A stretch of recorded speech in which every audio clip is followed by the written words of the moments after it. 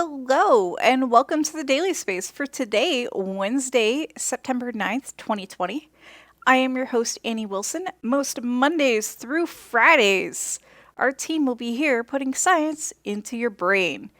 Usually Wednesdays are for Rocket Roundup, and today is no different. Let's get to it, shall we?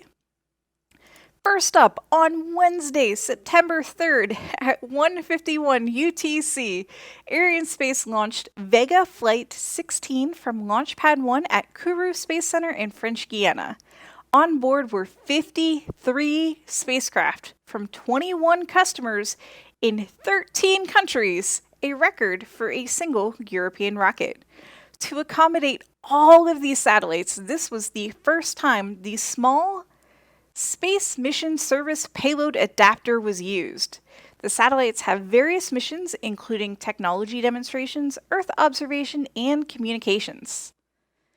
This was the first Vega launch since a failure destroyed the United Arab Emirates Falcon I-1 satellite in July of last year. That failure has been blamed on a manufacturing defect. In a March interview with Spaceflight Now, Avio's CEO Giulio Ronzo, stated that we had thermal protection on the second stage, where the thickness was perhaps less than 1 millimeter short. So we had a very, very tiny deviation that was undetectable to all of the quality checks. Avio manufactures most of the Vega launcher. A total of 14 mandatory action items recommended by an independent investigation panel were implemented by Arianespace prior to the launch, including a test fire of the second stage motor to ensure safety. And we have launch video. Reminder, rocket launches are loud. Some beautiful footage from a nighttime launch. À tous de DDO, attention pour le décompte final.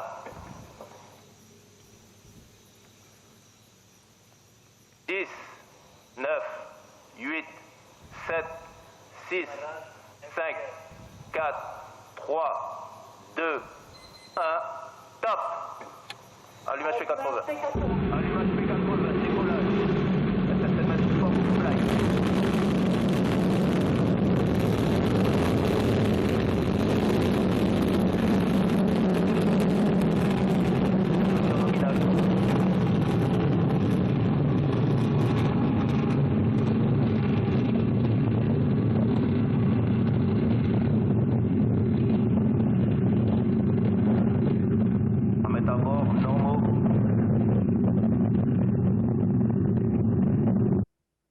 All right, and we have video of the separation. This is CG. This is entirely CG. Separation are confirmed, the first run on longitudinal direction and the first transversally. There were 3 different separations. We have admittedly been spoiled by SpaceX's onboard cameras, and not everybody can be SpaceX.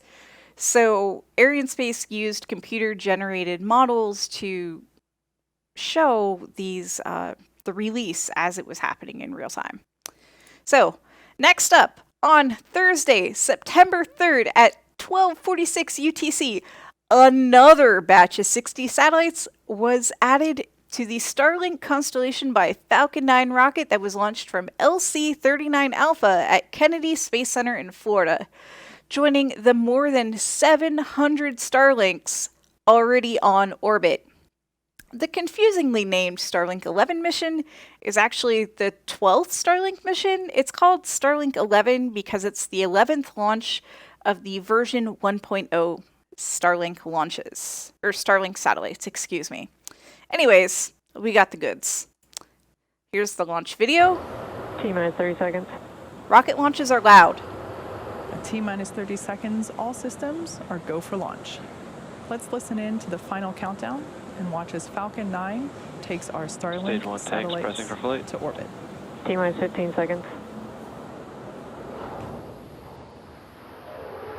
10, 9, 8, 7, 6, 5, 4, 3, 2, 1, 0. Ignition and liftoff.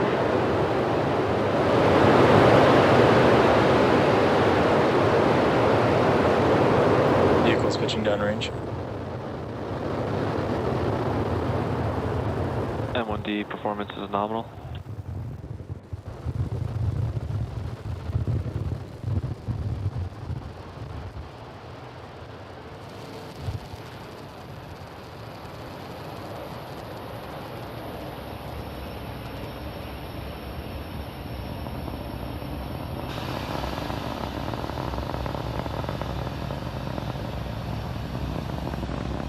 Successful liftoff for Falcon 9 from pad Power and telemetry 39A nominal. at Kennedy Space Center. There we just heard that power and telemetry is nominal. Good stuff. And it's not a SpaceX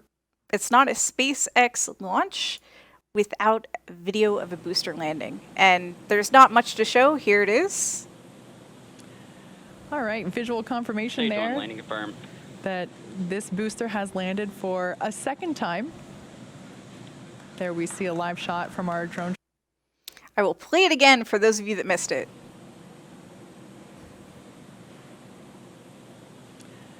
All right, visual confirmation Stage one, there landing confirmed.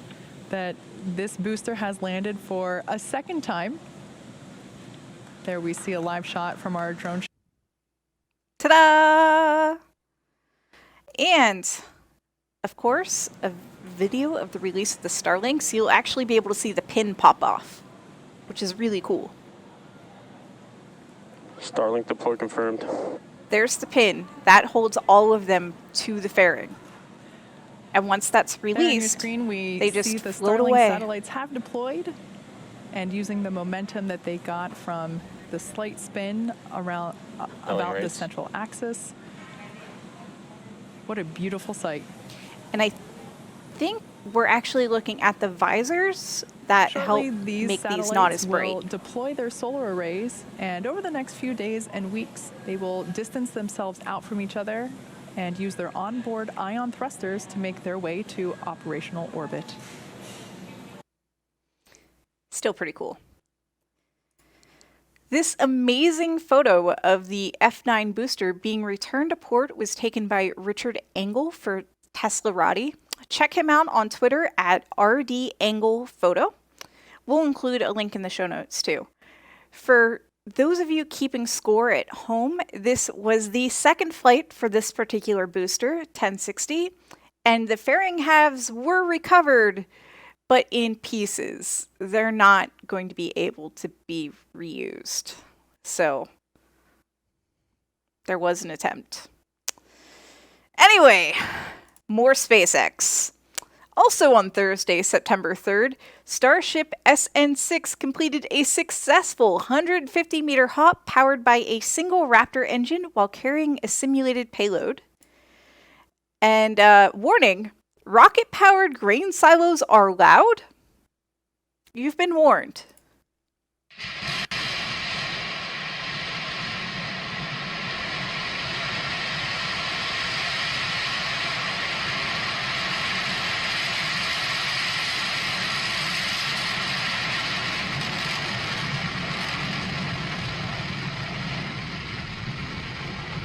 Some pretty incredible footage. It really is.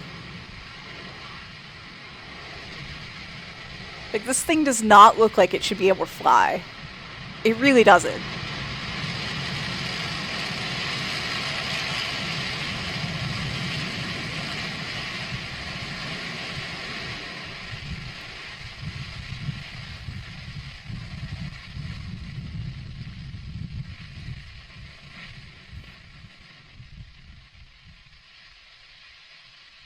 There you go.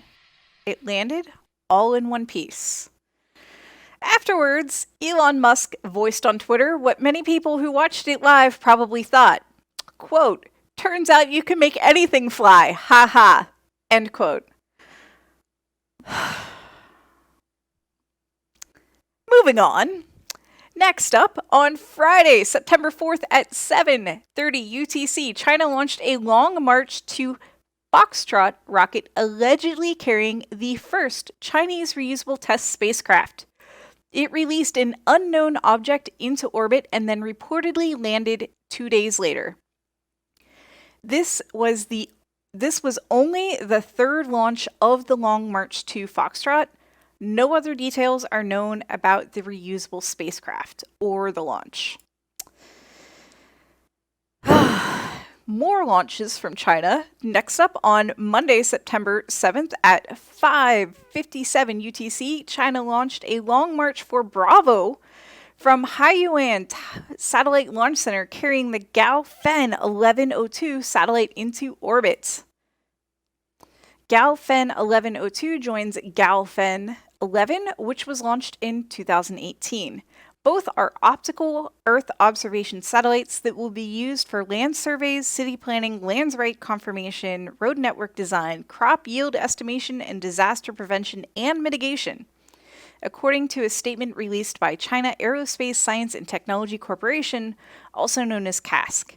The agency also reports that once the two satellites are networked together, it will increase observation efficiency.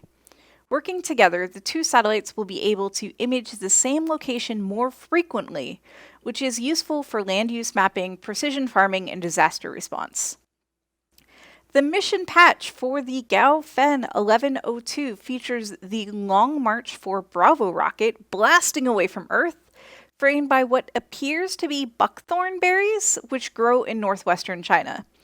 In the background is the constellation Virgo, as well as a single star, probably representing Gaofen 11. And yeah, we have a launch video for this one.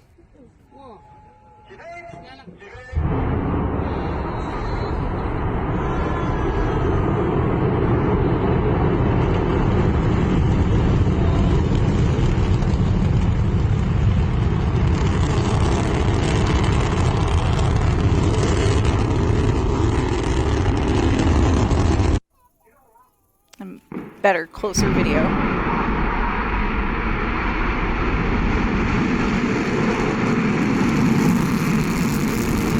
Those are insulation tiles, don't panic. It's disturbingly normal for them to fall off. It doesn't appear to affect anything though. So there you go. All right, to wrap things up, here's a running tally of a few spaceflight statistics for the current year. There are currently 3 toilets in space. 2 are on the International Space Station. 1 is on the Soyuz docked to the International Space Station. There have been 2 toilets that have burned up in orbit so far this year, or rather in the atmosphere, not orbit. Humanity has put a whopping 822 satellites into orbit. That includes those launched from other in-orbit craft like the ISS. There are 794 satellites that have been launched directly from rockets. And if our math is correct, 593 of those 822 satellites are Starlinks. That's just this year. Okay, so far this year, there have been 71 launch attempts, including 7 failures. I keep track of orbital launches by where they launched from, also known as spaceport. Here's that breakdown. China, 25, USA, 23, Kazakhstan, 6, French Guiana, 4, New Zealand, 4, Japan, 3, Russia, 3, Iran, 2, Israel, 1. And your random space fact for the week is, if you were to align all the planets in the solar system pole to pole, they would fit between the surface of the Earth and the surface of the Moon when the Moon is at apogee. That's when it's the furthest away from Earth. And yes, that would include Pluto as well. And that rounds out our show for today. Thank you all so much for listening. I have been your host, Annie Wilson. Today's script was written and edited by Dave Bullard, Gordon Dewis, Allie Pelfrey, and myself. Our web content will be produced by Beth Johnson. Our executive producer and fearless leader is Dr. Pamela Gay. The Daily Space is a product of the Planetary Science Institute, a 501c3 nonprofit dedicated to exploring our solar system and beyond. We are here thanks to the generous contributions of people just like you. The best way you can support us is through Patreon at patreon.com/CosmoQuestX. Like us, please share us. You never know whose life you can change by adding a daily dose of science.